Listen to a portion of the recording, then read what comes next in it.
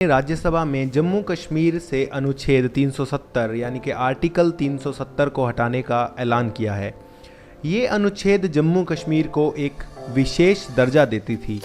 सरकार के ऐलान के अनुसार जम्मू कश्मीर दो हिस्सों में बांट दिया गया है, जिसमें जम्मू कश्मीर एक केंद्र शासित प्रदेश होगा, वहीं लद्दाख को दूसरा केंद्र शासित प्रदेश बना दिया गया है। गृह मंत्री अमित शाह ने राज्यसभा में कहा कि केंद्र शासित प्रदेश जम्मू कश्मीर में विधानसभा होगी, लेकिन लद्दाख में विधानसभा नहीं होगी। उन्होंने कहा कि यह कदम सीमा पार आतंकवाद के लगातार खतरे को देखते हुए उठाया गया है। उन्होंने कहा कि लद्दाख के लोग लंबे समय से उसे केंद्र शासित प्रदेश बनाने की मांग कर रहे थे और ये फैसला स्थानीय जनता की आकांक्षाओं को पूरा करने के लिए लिया गया है और हम भी इस फैसले के साथ हैं। ऐसे में अब सवाल उठता है कि आर्टिकल 370 हटने से जम्मू कश्मीर में क्या क्या बदलाव आएंगे। यहाँ हम आपको आर्टिकल 370 के लगे रहने और हटने की स्थिति में आने वाले अंतर के बारे में बताना चाह रहे हैं। आप इसको समझिए, सुनिए और अच्छे से समझिए। पहले जम्मू कश्मीर का अपना अलग झंडा था। वहाँ के नागरिकों द्वारा भारत के राष्ट्रीय ध्वज का सम्मान करना अनिवार्य नहीं था। आप समझ रहे हैं ना क्या मतलब है इसका।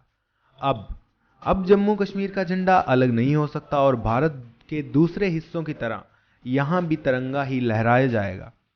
अब वहां के लोगों को भी राष्ट्रीय ध्वज तिरंगे का सम्मान करना होगा। हाँ जी, दूसरी बात पे आते हैं।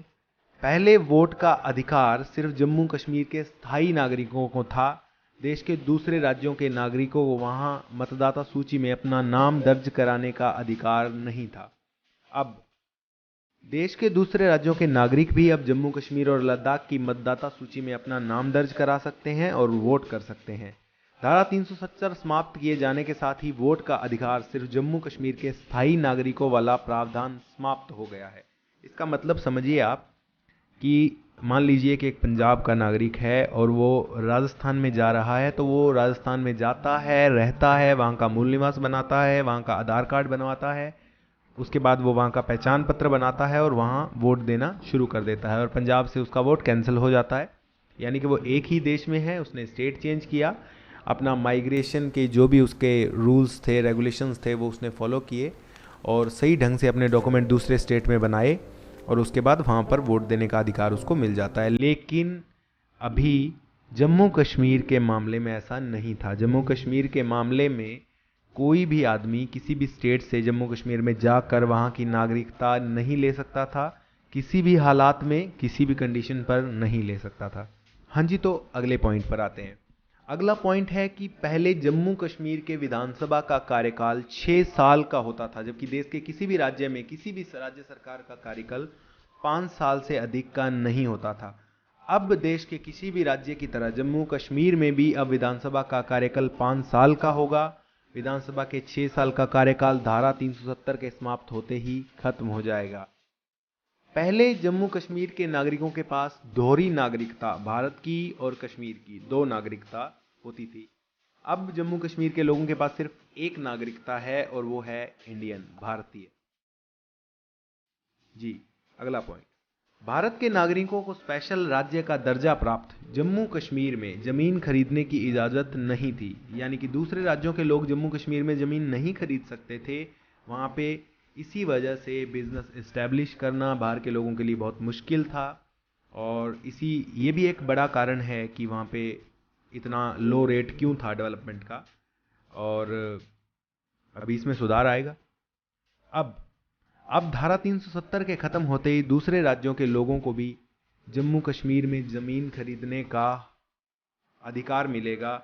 ज़मीन खरीद सकेंगे, वहाँ पे डेवलपमेंट में अपनी हिस्सेदारी दे पाएंगे और हो ना हो इससे कश्मीर के लोगों का ही भला होगा।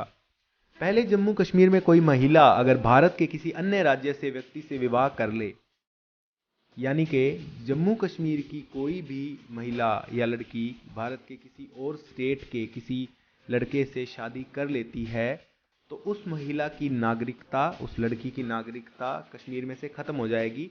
इसके विपरीत अगर वो पाकिस्तान के किसी व्यक्ति से विवाह कर ले तो उसे भी जम्मू कश्मीर की नागरिकता मिल जाएगी। यानी खाएंगे हमारे और गाएंगे तुम्हारे।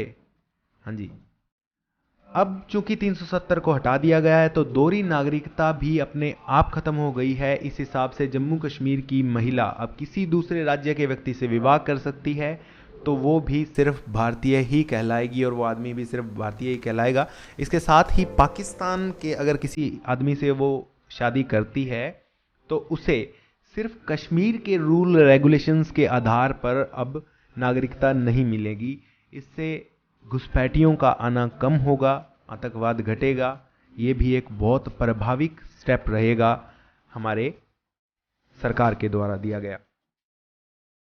धारा 370 की वजह से ही कश्मीर में रहने वाले पाकिस्तानियों को भी भारत की नागरिकता मिल जाती थी। धारा 370 की वजह से ही कश्मीर में रहने वाले पाकिस्तानियों को भी भारतीय नागरिकता मिल जाती थी। और अब धारा 370 के हटने के बाद अब कश्मीर के लोग सिर्फ भारतीय नागरिक हैं। अगर कोई पाकिस्तानी भारतीय नागरिकता लेना चाहता है तो उसे पूरी इंडियन भारतीय प्रक्रिया से गुजरना पड़ेगा। पहले भारत के उच्चतम न्यायालय यानी कि सुप्रीम कोर्ट के आदेश जम्मू कश्मीर के अंदर मान्य नहीं होते थे, और अब वैसा बिल्कुल नहीं होगा। हमारा कानून चलेगा, वो हमारी जगह है, वो हमारे भाई हैं, हमारे साथी हैं।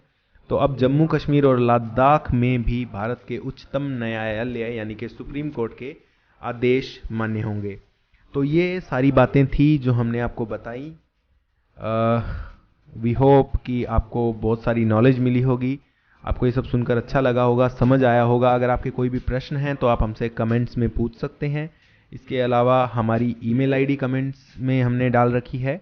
तो अगर इसके अलावा कुछ ऐसा है जो आप हमसे पर्सनली पूछना चाहते हैं तो उसके लिए आप हमारी ईमेल आईडी पर हमें ईमेल भेज सकते हैं।